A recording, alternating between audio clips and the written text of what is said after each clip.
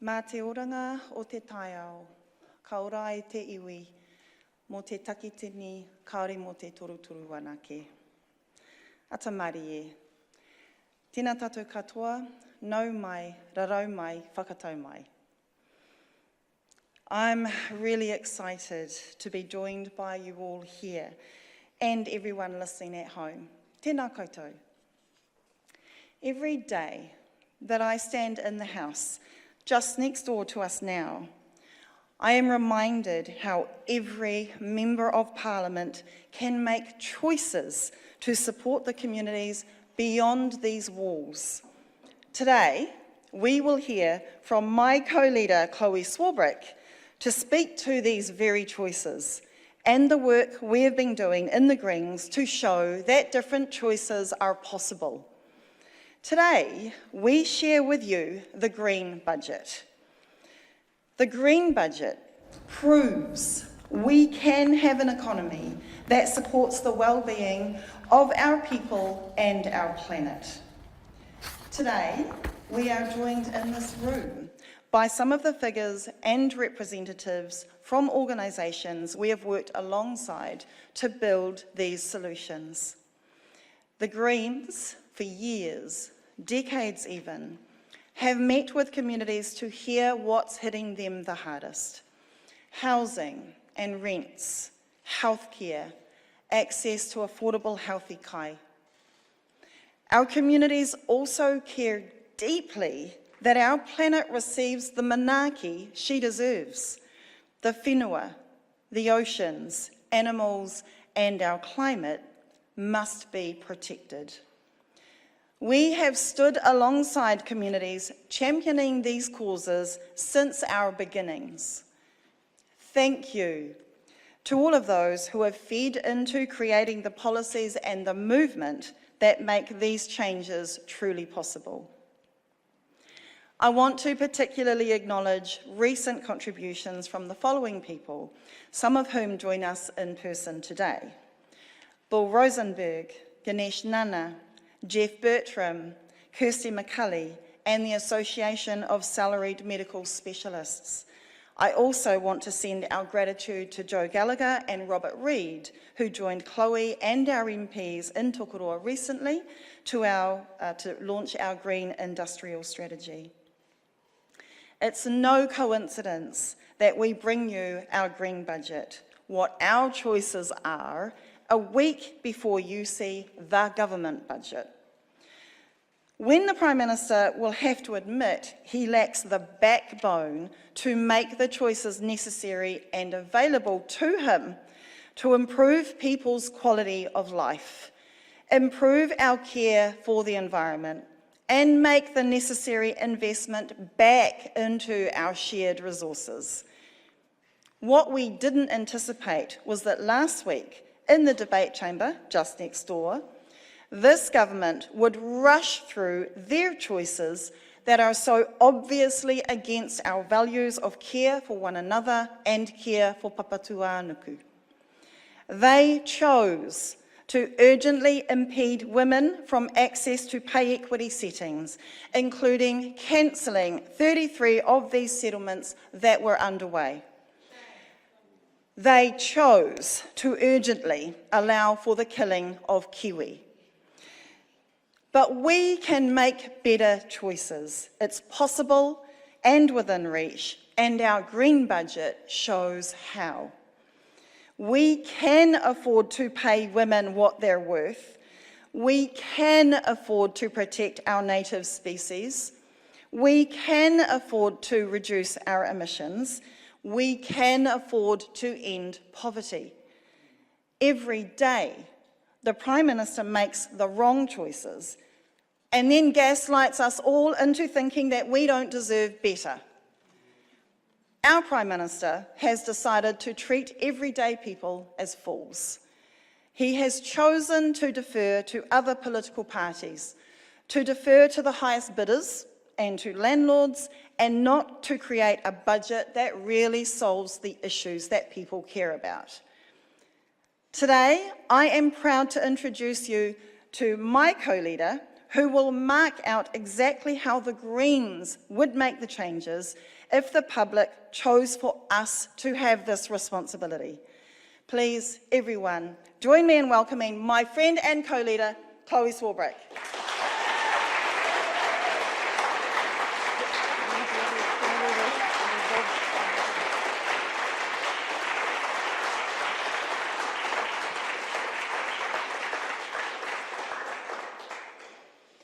Last week, the Luxon government gutted pay equity. Then they fast-tracked making it easier to kill our native wildlife. They did this under urgency, with no notice, no consultation, and no select committee. They decided, and then they showed us, that they are not in power to help regular people, let alone the planet. This tells us what they do, but more importantly, what they don't value. Today, we are releasing our green budget to show New Zealanders the kind of country that we can live in if we choose to make common sense decisions for our common good. There is more than enough food to feed everyone. There is enough money to ensure that everyone has a livable income. There are more than enough resources to mitigate and adapt to climate change. There is enough to go around.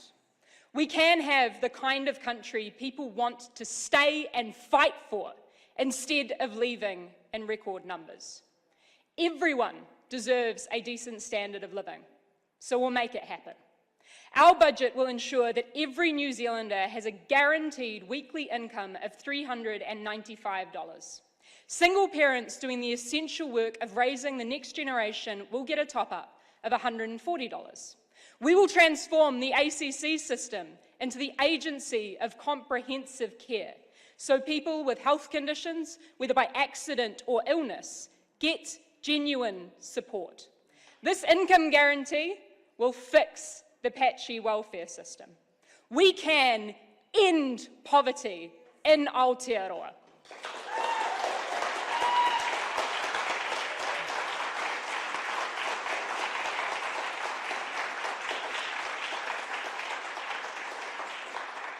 Everyone deserves a warm, dry home. So we'll build 35,000 new state houses and ensure everyone, including renters, can put down their roots. These are the basics: a home and enough money to make ends meet. Everyone deserves a stable climate, clean air, clean soil, and clean water. So we will rapidly bring down emissions, lower the cost of living, and increase your quality of life, all the while creating thousands of green jobs. Everyone deserves affordable, abundant, renewable energy, so we will invest in community energy generation, like solar panels on marae and schools and libraries. Everyone deserves dental care, so we'll make it free and publicly available. Go the teeth.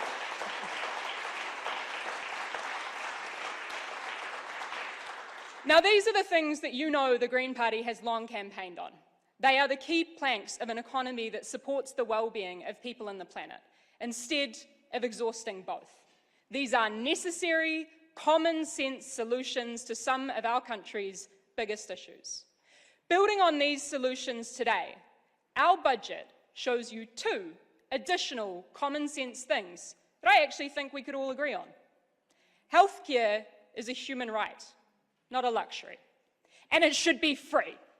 Today, the Greens are showing you that we can afford to ensure that no one goes without. A Green government means free GP visits and a public primary health service.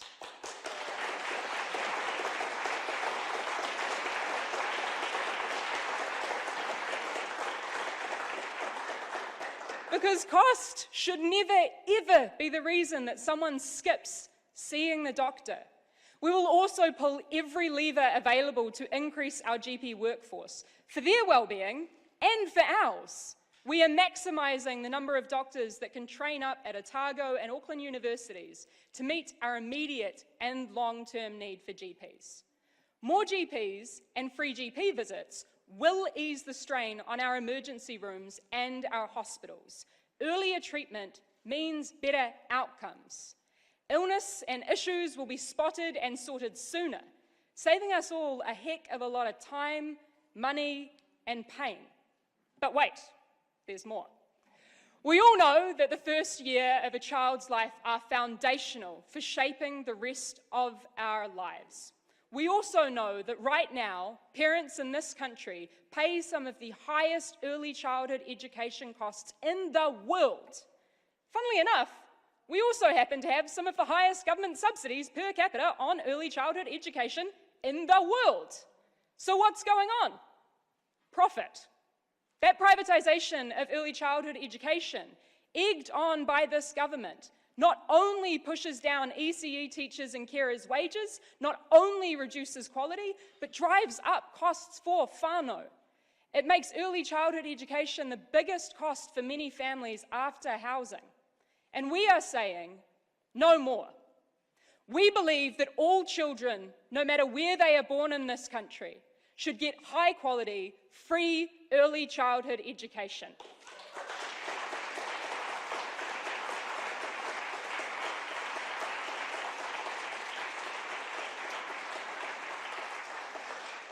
Our Green Budget shows that this is possible if we cut that profit motive. And we decide that this is something that we, as New Zealanders, want to do for ourselves. Next week, when the Luxon government releases their budget, you will see a very different, very bleak picture painted of our potential. You will hear government ministers talk about hard choices. I want you to listen to what they are really saying. Our Prime Minister is telling you that he would prefer to keep tens of thousands of kids in poverty than to fairly tax multimillionaires. He is telling you that the survival of our native wildlife on the brink of extinction is less important to him than a new coal mine. He is telling you that he expects the lowest paid working women in this country to pay for his landlord and tobacco tax cuts. Right now, the average New Zealander who works for their income pays double the effective tax rate of the top 311 households. Households who have an average wealth of, wait for it, $276 million. As former Revenue Minister, the Honourable David Parker said in his valedictory just last week, most of that is never taxed. That's obviously unfair. And worse than that, it locks up resources in the hands of a few instead of using them to help everyone. No matter how big or how small an economy is, how we share matters. Aotearoa now is wealthier than at any time in our history. But for some reason, thousands of kids do not have enough to eat. The health system is falling apart. Pipes and roads and school buildings are crumbling. If we want to fix these things, we're going to have to be grown-ups about it. That means serious, common sense investment, not excuses. That's why the Greens exist, to solve the big problems. We know that people's health and happiness is deeply intertwined with the fate of our planet. We know it's really, really hard to contemplate the existential threat of climate change when you're struggling to put food on the table. We know that the same underlying issues are leading to environmental exploitation and wealth inequality. Regardless of where you live in this country, or even how you vote, I think that we can all agree on some really basic things. We believe that this country should work for regular people. We don't believe that this country should be chopped up and sold off for parts to international shareholders. We believe in fairness. We believe everyone should get a decent shot in life and be supported when times are tough. That is the kind of thing that we can only do if we work together. It's why we are New Zealanders, not just 5 million random individual people all doing our own thing. Your health and happiness and safety relies, at least in part, on the happiness and health and safety of your neighbours. We all need each other because we all share this country together. Now, very few people individually have the resources to build those schools or those hospitals, or actually to even pay for the real cost of 18 years worth of education or for a loved one's cancer treatment. That is why we pool our resources together through this thing we call tax. so that we can build and own things together, which would be very difficult for almost any of us to do alone. It means that Aucklanders help pay for infrastructure in Invercargill. Wellingtonians help pay for surgeries in the Waikato. Workers in Palmerston North help support retirees in Dunedin. That is what it means to be a New Zealander. We all contribute to something that no one of us could do alone. We all have responsibilities to look after each other when times are tough, and a pretty fair expectation that we will be looked after in return. These are the things that we actually have control over. We don't actually have much control over what's happening in the White House, but we do control, right here in Aotearoa, the choices that we make about whether we invest in ourselves, in our infrastructure, and in our people. That is where real resilience comes from. A country full of people who've decided to work together to support each other to live decent lives, where everyone has a home, a decent income, clean rivers and thriving forests, somewhere to belong, something to be proud of. That is something to actually fight for.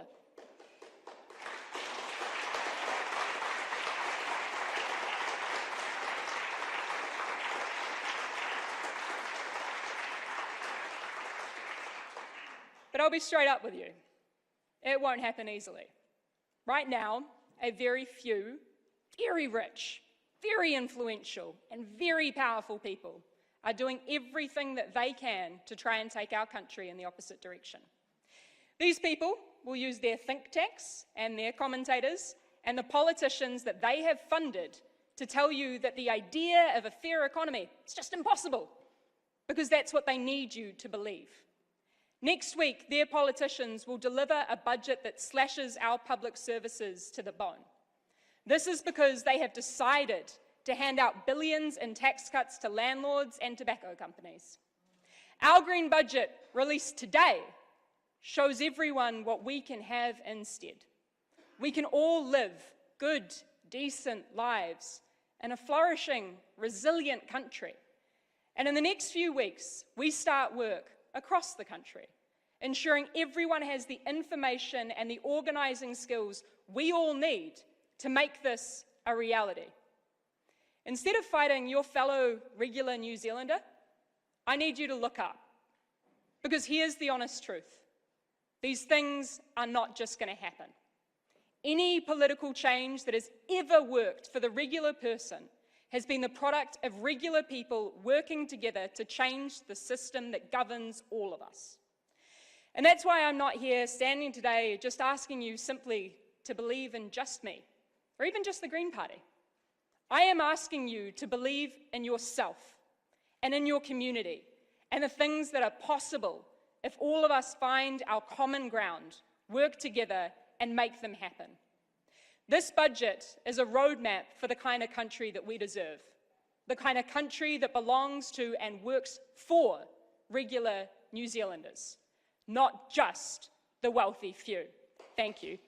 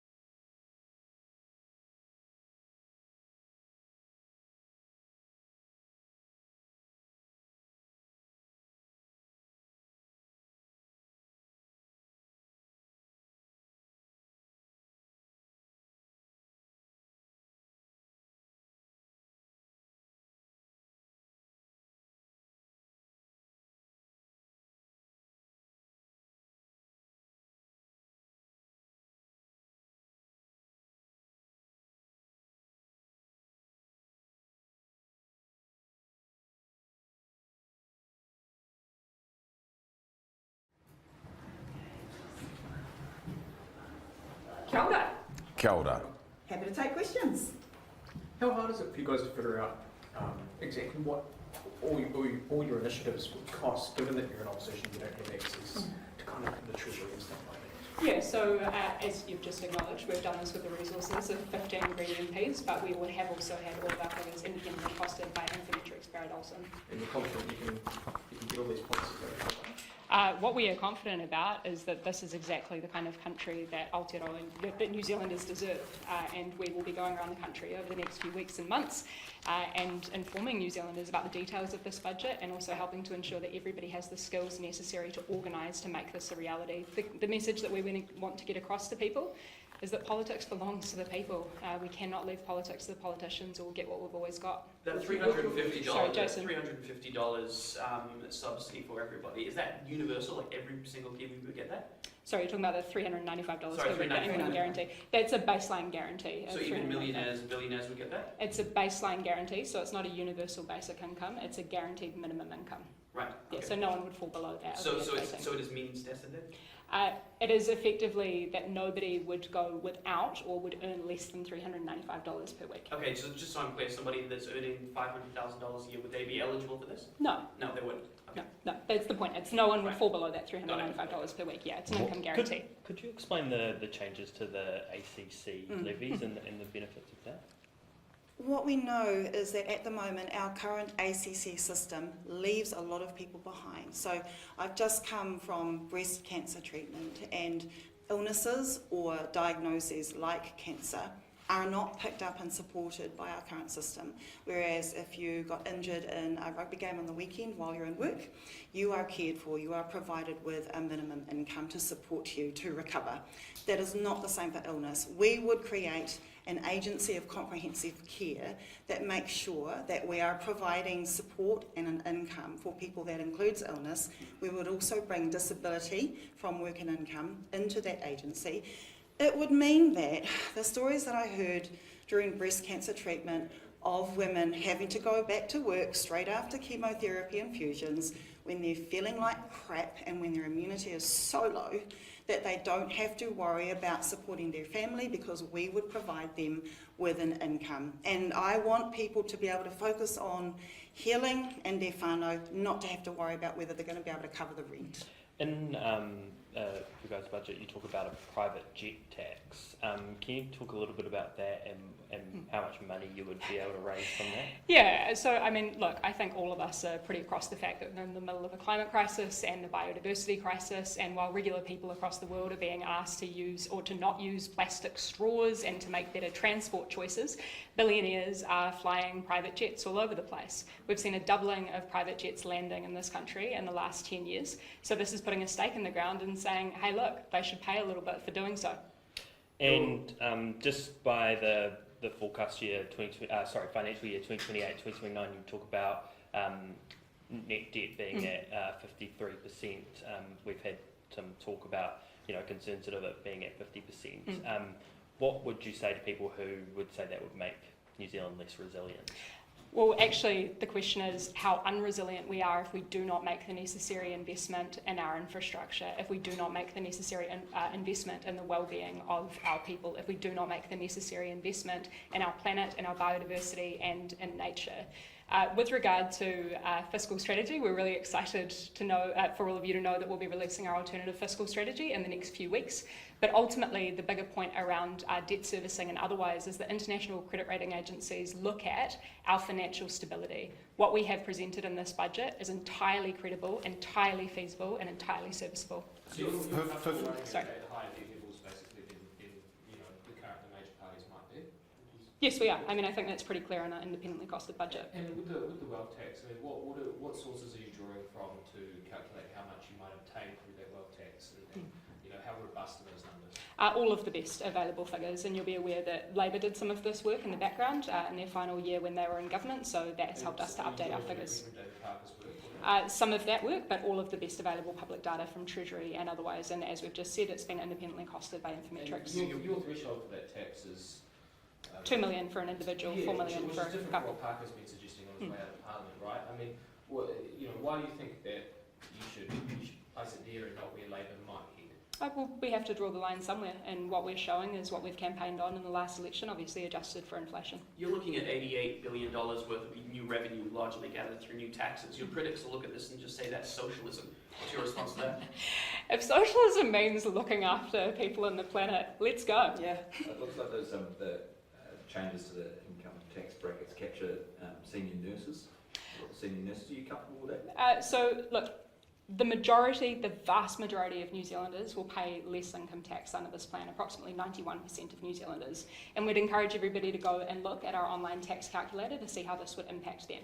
But also, it's important to note that what we have represented in our budget is actually collecting less income tax revenue than the government proposes under their plans. This is all about shifting the burden from those who work onto those who merely accumulate wealth. Yeah, but I mean, does it sit comfortably, the Green Party raising taxes for senior nurses at a time like this? The Green Party is also the party who is advocating for pay equity, who is advocating for free universal services so that everybody has access to the basics. That's what a functional country looks like. That's the social contract in practice. Yes, does sit comfortably with it? It sits comfortably with us what we've presented in this budget today. We are showing people the kind of country that we can have if we decide to invest in it. When you became co-leader, you talked about wanting to, I think it was at this point, you talked about wanting to make the Greens the biggest party on the left, right?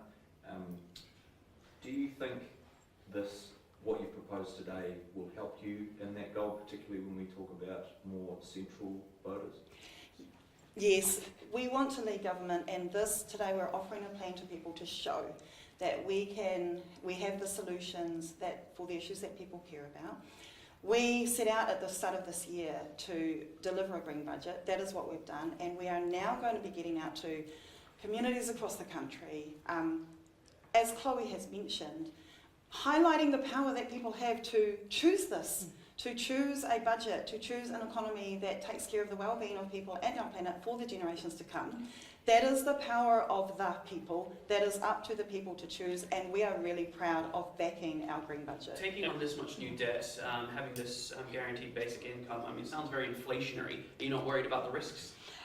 So what we know is that what we're proposing also in line with our taxes, but also the proposals around the likes of the green industrial strategy, is that we are, through those tax changes, it's going to be deflationary rather, but also by growing the real world economic capacity of our economy to actually deliver things on the supply side, that we're also dealing with those inflationary clear concerns. what that means. How would this be disinflationary? Taxes are deflationary. But you're also using those taxes to have this universal guaranteed income. You're taking on billions of dollars of extra debt. How would it be disinflationary? So what I'm also pointing to is the fact that through our green industrial strategy, we are increasing the real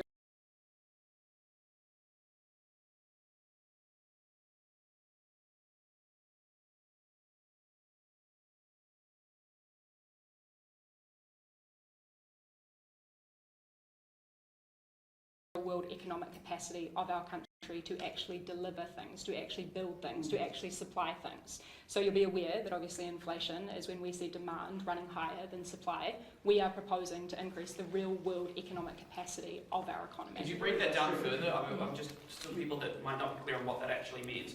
What is this real world industrial capacity? So it means that we build the things that we need. It means that we have people with the skills to be able to deliver the things that we need. It means that in places where currently there are real threats to people not having jobs, our economy to actually deliver things, when we don't have that delivery capacity, that's where inflation runs really high. Forgive me, that all sounds quite... got a very specific set of economic data points in terms of raising revenue and raising debt, but then you've got what appears to be a vague idea of what you want to do on the other end. I mean, have you got any quantifiable counterfactuals to that inflationary question? Well, the kind of investment that we will be encouraging through the changes that we are making to our tax system is not speculation on housing. You'll be really aware that speculation on housing has been one of the major drivers of inflation in our economy for recent history. So by channeling that investment instead into growing our productive capacity, we are not contributing to that inflationary concern. Your industrial policy, isn't it, the extent of it around building homes out of forestry work? Isn't that Like, how much broader is your industrial policy? So we've also proposed creating the Ministry for Green Works, which is effectively taking from the lessons of the amazing things that we have done in the past to build our infrastructure and applying that to our set of new concerns and new problems and new issues that we face as a country in the face of the climate crisis and our infrastructure deficit. And so inflation, when it comes to sort of consumables, that's not going to increase, you don't think? Again, more than happy to have this discussion as we are, but what we are talking about is increasing the real world economic capacity of our economy to deliver on the supply side. Without that, we continue to have that demand run super hot for housing without that requisite supply, and that's where we see that inflationary How do you pressure. plan to get all the private providers out of the ECE sector? Currently there's 69% of providers, possibly? So if providers want to have government funding, and also the benefits that come with that, being able to pay their workers what they deserve, being able to wrap support around workers with what they deserve as well. If they want to opt into a public model that is not for profit, that does not treat tamariki as a business unit, then they are welcome to come over into a public model that centres tamariki, the wellbeing and the early education rather than a profit agenda. And if they don't want to do that, then you put them out of business? If they don't want to do that, then they will not get the government funding. But we suspect that the majority can see the benefits of being able to pay their workforce what they deserve, of being able to take the administration burdens off that payment off their shoulders, of having a workforce that isn't burnt out, which then translates to better learning conditions for tamariki. Dan. In that scenario, does that owner still earn money somehow? Do they get a wage? Do they incorporate? They will rely on the fees directly from parents. What we are offering here is something that has been flawed for a long, long time, where our tamariki should be valued, where we should be providing them with early childhood education and not treating them as big business units, instead pulling that into a public good, public provision, making sure kaimahi workers are paid properly, lifting the admin burdens off the centres who wish to come into that, and that is up to them. But we suspect most of them can see the benefits of that. What's wrong with it? 35,000. Come over here, Claudette. 35,000 whare. We would expect them to have the Whaikainga Whaiorana housing program ramped up and reinvestigated, refunding of that program to ensure that iwi are also ramping up their housing supply. Oh, absolutely, and that's exactly what we're proposing in our budget. You'll see specific provision for working with community housing providers as well. Because that was an initiative that was also brought in by Labour and then squashed by this government. So there's a lot of synergy with quite a few of your policies and the Labour government as well too. Was that a concerted? Oh, strategy? I think you can say that there's obviously some values alignment, but what we've put on the table today is big stuff, the big stuff necessary to confront the massive issues that we are facing as a country. And that's what we mean when we say that we've got to be grown-ups about it. We have to be serious with the level of investment that we need to make if we are going to fill the infrastructure deficit, the housing deficit, and to deal with and grapple with the massive issues of wealth inequality and the climate crisis in this country. Sorry, just Claudette finally. No previous government has wanted to tackle that funny little thing called the quantum in treaty settlements. Will you at least look at how to open that up, take the top off that, or even chuck it away completely and allow each hapu and iwi to then negotiate what is fair to them? Treaties shouldn't have a lid.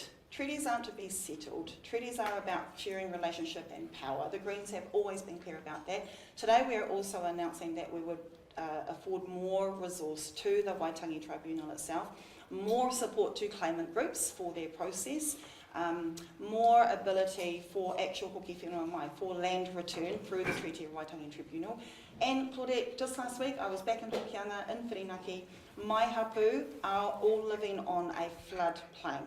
We would provide more support to hapu to be able to plan for lifting their people out of the way of danger, protecting their people and their land with a climate plan fund to make sure that hapu, particularly Māori communities across the country, are able to care for their people into the future. So you said Thank this you. program would be impossible to get through for any government within a year. So what would you start on?